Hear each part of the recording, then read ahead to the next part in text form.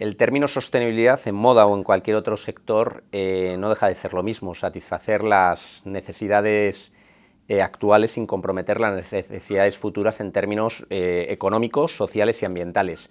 Dicho lo cual, cuando entra sector a sector, si quiere discernir un poco cuáles son las diferencias, el término sostenibilidad entra en juego el concepto de materialidad. La materialidad no es otra cosa que es una herramienta que utilizamos en el mundo de la sostenibilidad para identificar cuáles son los elementos relevantes para una organización en función de su sector de actividad, del país en el que opera y de las expectativas de los grupos de interés. Así, por ejemplo, materias como puede ser la economía circular o los derechos humanos en la cadena de suministros son elementos absolutamente relevantes en el sector textil y de moda.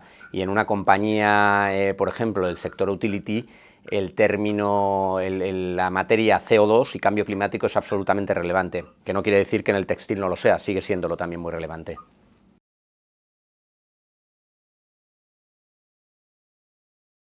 Bueno, realmente cuando hablas de sostenibilidad en todas las vertientes, la económica / gobernanza, la ambiental y la social, es decir, el término sostenibilidad es íntegro y no se deben separar. Otra cosa es que cuando cuando hablas y te diriges a alguien y quieres poner el foco en los términos, por ejemplo, medioambientales, puedas hablar de sostenibilidad medioambiental.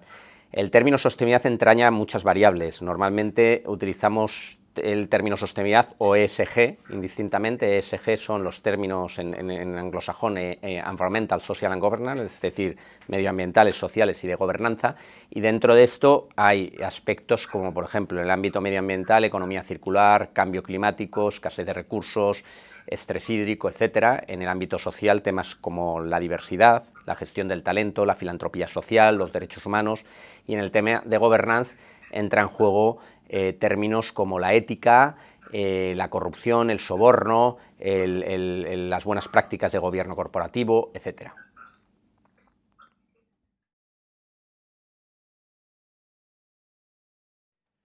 En líneas generales, el driver en materia de sostenibilidad son los grupos de interés, ¿no?, que vienen presionando para que las compañías y los políticos integren todas estas cuestiones dentro de su operativa. La sociedad civil, en su conjunto, tiene cada vez más formación y sensibilización en materia medioambiental y social, han contribuido mucho los científicos, pero yo creo que a día de hoy quien está empujando realmente el cambio en las organizaciones son, por un lado, los inversores y, por otro lado, el regulador. En el ámbito, por ejemplo, del regulador, tenemos iniciativas como el Green Deal de la Unión Europea, que precisamente lo que pretende es desarrollar políticas, programas y mucha legislación en materia medioambiental de aquí al 2022 que cambiará la forma de hacer negocios, ¿no? Pero por otro lado, en el ámbito del inversor, los inversores cada vez más están integrando cuestiones ESG en sus valoraciones de las compañías a la hora de invertir o a la hora de conceder préstamos y están empujando a que las compañías cambien la forma de hacer negocios, ¿no?, y transformando sus modelos operativos.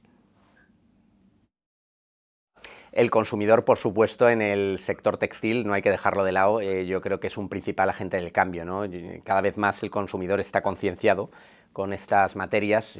Cuando mirabas encuestas, por ejemplo, de Nielsen, ¿no?, que lanza encuestas en este sentido hace 15 años, no le daba ninguna importancia al consumidor a estas materias. A lo mejor hace apenas 5 años decía, igualdad de precio, estoy dispuesto a comprar mejor un producto sostenible. A día de hoy, un 66% de los consumidores, según Nielsen, afirma que estaría dispuesto a pagar un sobreprecio por productos considerados sostenibles. Ya veremos si eso es real o no, pero por lo menos la intención de compra está ahí.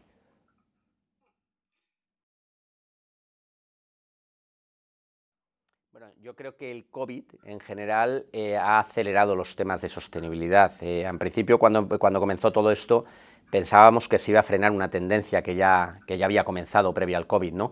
Pero yo creo que se ha incrementado, y creo que se ha incrementado fundamentalmente porque en general la sociedad estamos empezando a escuchar a los científicos, ¿no?, a raíz de todo lo que ha ocurrido. Los científicos llevan mucho tiempo llamando la atención sobre el riesgo de pandemia. De hecho, en el mapa de riesgos del Foro Económico Mundial, que se presenta todos los años, el riesgo de pandemia aparecía. Y, por cierto, en ese mismo mapa de riesgos, ¿no?, en el que intervienen mucho los científicos, aparecen riesgos de cambio climático, de pérdida de biodiversidad, de escasez de recursos, de estrés hídrico, no solo con mayor impacto de ocurrencia que el COVID, sino también con una mayor probabilidad de ocurrencia, ¿no? Entonces, yo creo que las cosas han cambiado, que gracias al COVID estamos prestando una mayor atención a lo que dicen los científicos, ¿no? Que a día de hoy pues, nos centramos más en lo que dice a lo mejor el político, ¿no?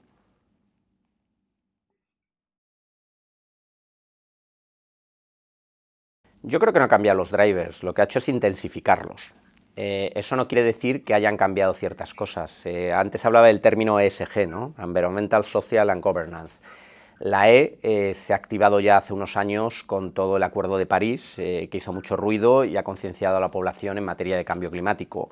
La G se activó hace muchos años desde un punto de vista de mejora del gobierno corporativo de las organizaciones por todos los escándalos financieros y de corrupción que ha habido no solo en Europa, sino también en Estados Unidos.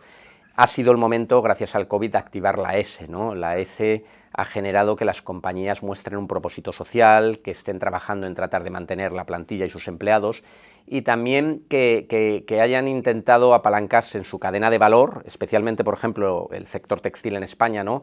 Se ha apalancado en toda su cadena de suministro y todos sus procesos logísticos para traer de determinados países de una forma muy ágil y eficiente productos sanitarios o dispositivos médicos.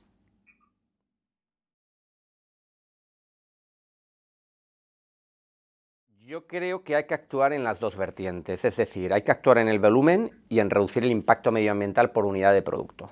En el volumen tiene que haber una tendencia en el consumo, es decir, tiene que haber un consumo más responsable, pero también al mercado, al consumidor, tenemos que darle soluciones, tenemos que darle productos más duraderos, ¿no? Que le permitan tomar unas decisiones informadas sobre qué producto tiene un mayor impacto medioambiental o no. Ese producto más duradero y más sostenible posiblemente requiera incrementar precios, ¿no?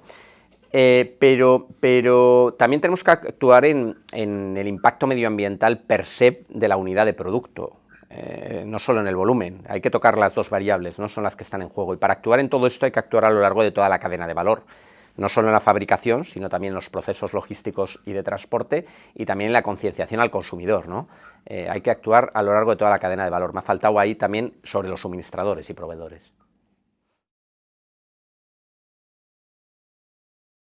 Pues tiene que serlo. Es decir, yo creo que la tendencia fast fashion está ahí, pero también el fast fashion está cambiando la forma de hacer negocios. Yo creo que es consciente que tenemos un nuevo consumidor más responsable, que mira otro tipo de productos y que tenemos unos límites ecosistémicos, es decir, unos recursos finitos, ¿no? Los recursos naturales son finitos, no puedes explotarlo todo lo que quisieras. Entonces el fast fashion ya lleva unos cuantos años, las grandes cadenas llevan unos cuantos años trabajando en temas de sostenibilidad, sobre todo han trabajado mucho la parte social y de derechos humanos de la cadena de suministro, pero en los últimos 5 años yo creo que le han dado un vuelco a su cadena de producción y a su cadena de suministro desde un punto de vista medioambiental. Considerable. Han aplicado estrategias de economía circular, el closing the loop, ¿no? Y también tenemos ejemplos de tecnologías que se han desarrollado que permiten extraer, separar el algodón y el poliéster de una prenda usada, de tal forma que facilitas el reciclaje y facilitas el desarrollo de prendas más sostenibles. Sí, sí hay que enseñarlo con educación y con concienciación, desde pequeños, en los colegios y en las familias. Esto, por fortuna, yo creo que va cambiando, ¿no? La generación millennial yo creo que viene ya con los deberes razonablemente hechos, es decir, todos nos hemos expuesto pues, en procesos de selección cuando quieres contratar a alguien de la generación millennial que te hace preguntas de este tipo, ¿no? Oye, en tu empresa, ¿cuáles son las variables medioambientales? Y yo veo que, por ejemplo, mi línea de servicios cada vez interesa más a potenciales candidatos, ¿no? Trabajar en estos temas. Por otro lado, la generación Z, que es la siguiente a la millennial, creo que a día de hoy representa el 30% de la población. Y estos, cuando realizas encuestas, más del 90% afirma que considera que las compañías tienen que tener un propósito medioambiental y social y que tienen que actuar en reducir todos estos impactos. Con lo cual, el grado de concienciación con el que vienen las nuevas generaciones yo creo que es mucho mayor al que tenemos, por desgracia, las generaciones anteriores.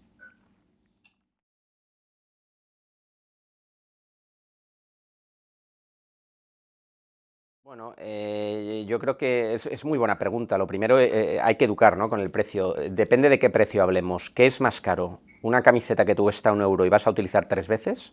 ¿O una camiseta que te cuesta 10 euros y vas a utilizar 100 veces? Probablemente sea más cara la primera, ¿no? Si lo miras en esos términos. Es decir, requiere un proceso de sensibilización y de educación, ¿no? Al consumidor.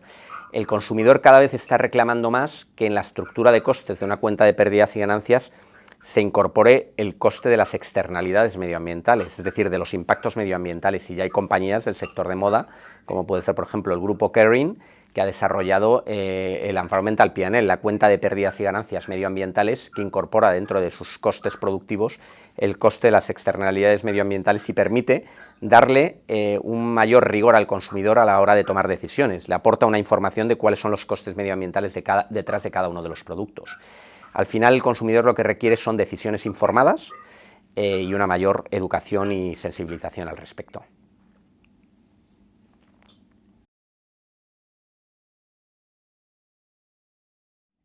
Me cuesta hablar de un sector avanzado en términos de sostenibilidad. Yo creo que el potencial de avance que tienen todos los sectores es considerable. Eso no quiere decir que en la moda no haya muy buenos ejemplos. Hay compañías que han avanzado mucho, hay compañías en concreto que se identifican como compañías de moda exclusivamente sostenible.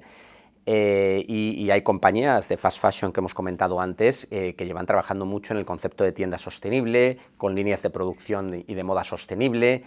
En definitiva, como digo, hay muy buenos ejemplos, especialmente, por ejemplo, en temas de derechos humanos en la cadena de suministro y en economía circular, que está incluso siendo copiado por otros sectores de actividad.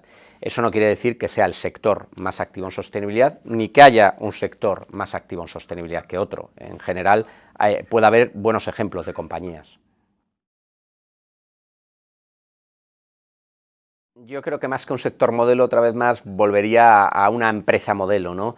No hay una empresa modelo, pero yo creo que hay una práctica que a mí me parece muy relevante, ¿no? Que es la que adoptó Paul Polman, el ex consejero delegado de Unilever en su momento, que lo que hizo fue integrar el concepto de sostenibilidad en todas las decisiones de producción y comercialización, es decir, antes del desarrollo y lanzamiento de un producto, tenía en cuenta las tres variables: la económica y financiera, a efectos de cuál es la rentabilidad que me puede generar la venta de este producto; la ambiental, a efectos de evaluar cuál es el impacto medioambiental de este producto; y la social, a efectos de evaluar si este producto tiene una contribución o contribuye de alguna forma a solucionar un problema social o a reducir una desigualdad, ¿no? Y tenía en cuenta las tres variables a la hora de decidir si lanzaba o no el producto. Yo creo que dio unos resultados estupendos. Fue muy criticado, como curiosidad, fue muy criticado en su momento por los accionistas, pero Paul Polman, cuando acabó su mandato, demostró que el valor de la acción había subido un 159%. Como referencia, el valor de las acciones de la compañía de inversión de Warren Buffett, el mayor inversor del mundo, subió en el mismo periodo un 158%. Por tanto, Paul Polman fue capaz de demostrar que la sostenibilidad puede llegar a ser rentable.